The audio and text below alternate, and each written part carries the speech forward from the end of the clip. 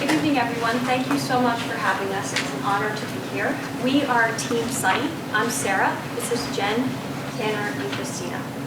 Our proposal unlocks the natural symbiosis between Connecticut Green Bank and Inclusive Prosperity Capital. Connecticut Green Bank has the history and reputation to prove innovative concepts, while IPC has the latitude to take them and spread them out of Connecticut and across the country.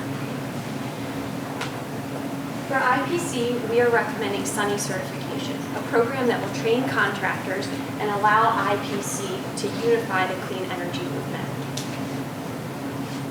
For CGB, we're recommending the Electric Vehicle Investment Program, or EVIP, EVIP.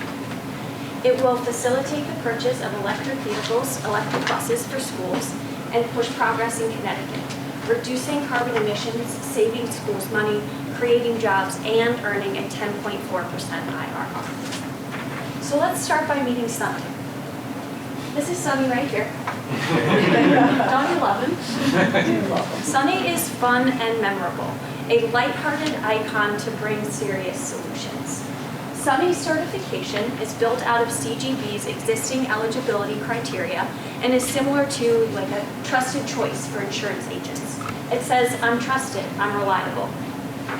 So Sunny Certification proves reputation, it's careful training, and it's a promise to be a mentor in the clean energy movement.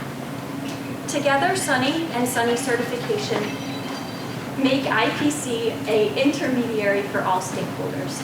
To charitable funders, they say your dollars will have certain impact. For implementers, the contractors themselves, they help to build business through Sunny's broad appeal and reach low and middle income communities with IPC's financing. For community organizations, they amplify the visibility of projects and allow them to inform their constituents of what's happening and what they might be able to do to get involved in the movement. And finally, because Sunny is so sticky, he has the pull marketing effect of bringing individuals into the movement. I'm now going to hand it over to Christina, who will walk you through IPC's expansion strategy. Thank you, Sarah. We learned in the case that IPC carries a liability of newness. They have fantastic programs, CGB's trusted financial instruments. They are now challenged to scale them across state lines. The diffusion of innovation theory tells us this is possible. The theory offers 5 factors which influence adoption of innovation.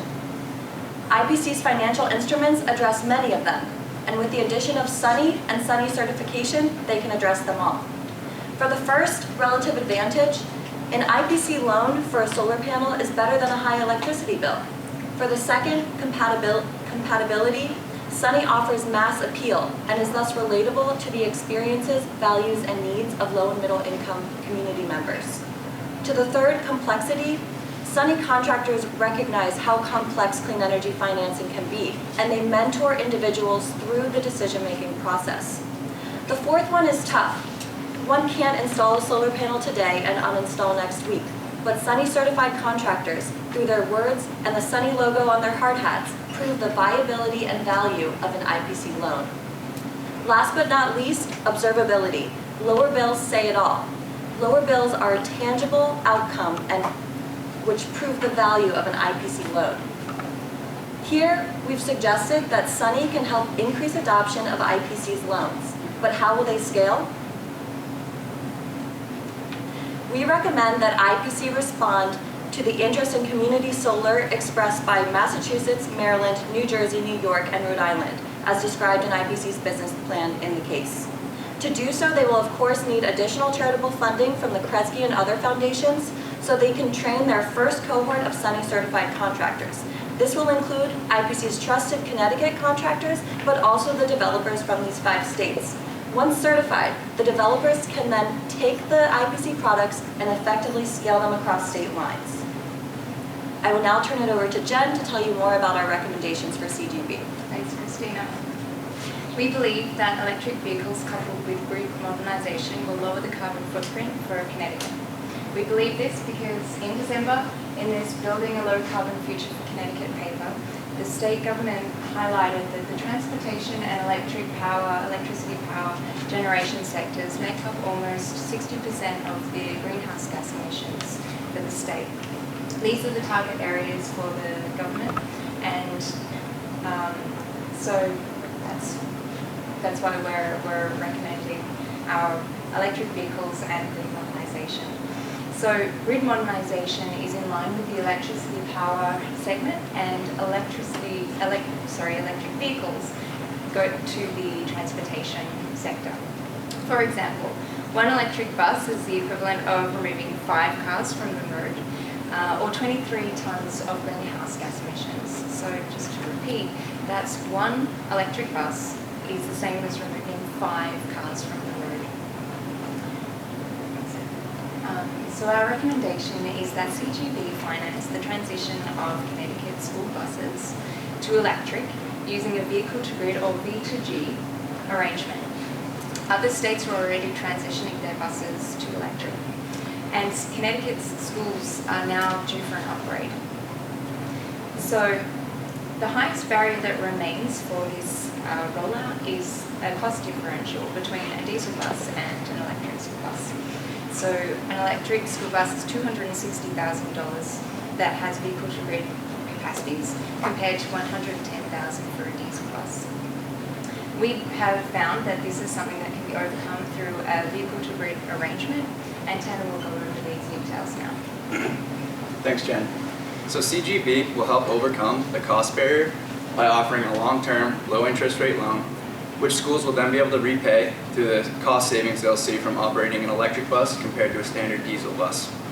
CGB will then receive the return necessary to make this an attractive investment through the revenues from vehicle to grid. Once the initial batch of loans has been created, they can leverage their experience in securitization to gain the funds necessary to expand the program throughout the rest of the state and eventually onto CT Transit. So for the vehicle to grid revenue, we looked at a paper, a very widely referenced research paper at the University of Delaware, which focused on vehicle to grid capable school buses.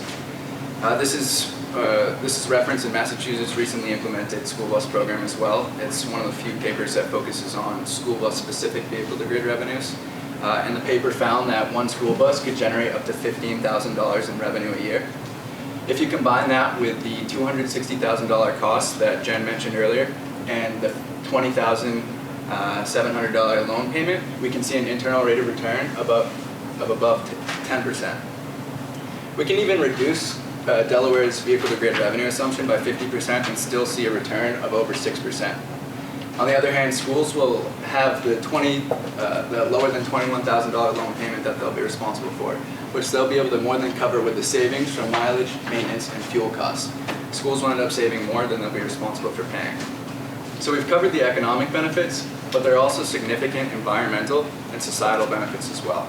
For example, it will reduce greenhouse gas emissions, improve the efficiency of Connecticut's grid, and also improve the skills of Connecticut bus operators. So in conclusion, we believe that EVIP will be a proof of concept, just as CGB was for green banks, that will spread economic, environmental, and societal benefits to the nation, while IPC will work symbiotically to fuel and accelerate systematic change for a greener future. Thank you again so much for your time. We have a few appendices to help us answer any questions, and we would love to take those from you now. Thank you, TW.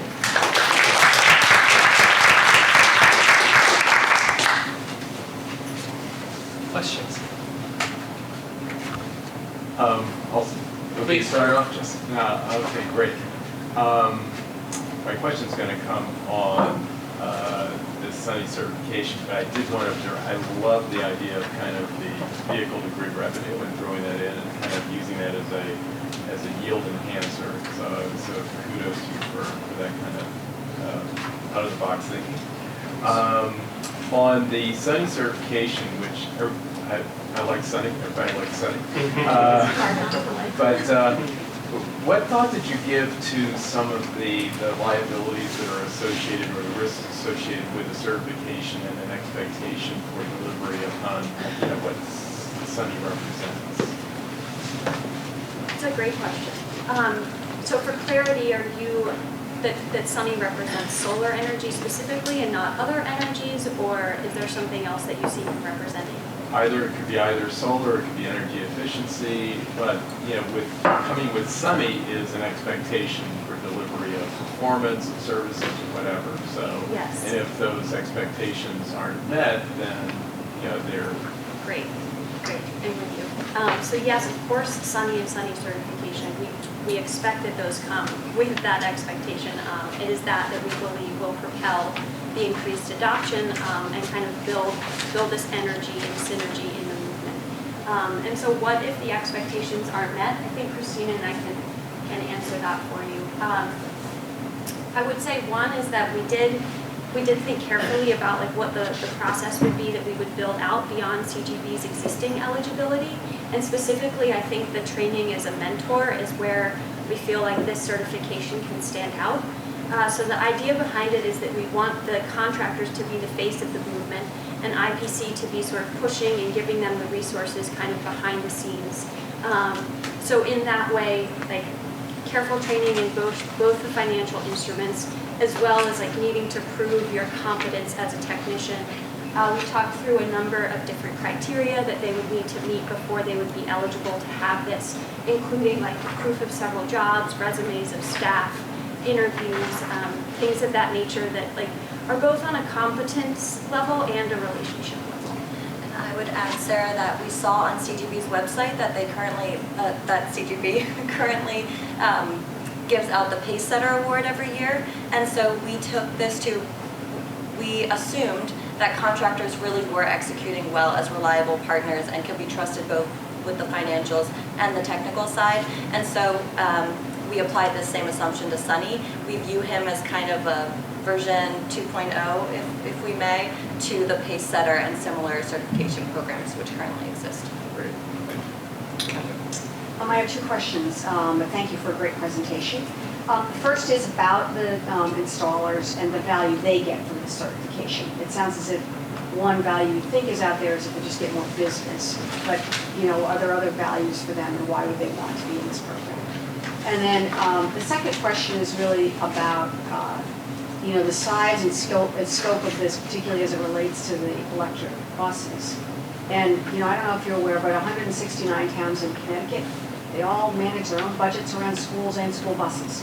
And so how would you propose getting all of them on board with making such a big change and one that is potentially a little more expensive, even though I think you tried to offset some of the added cost?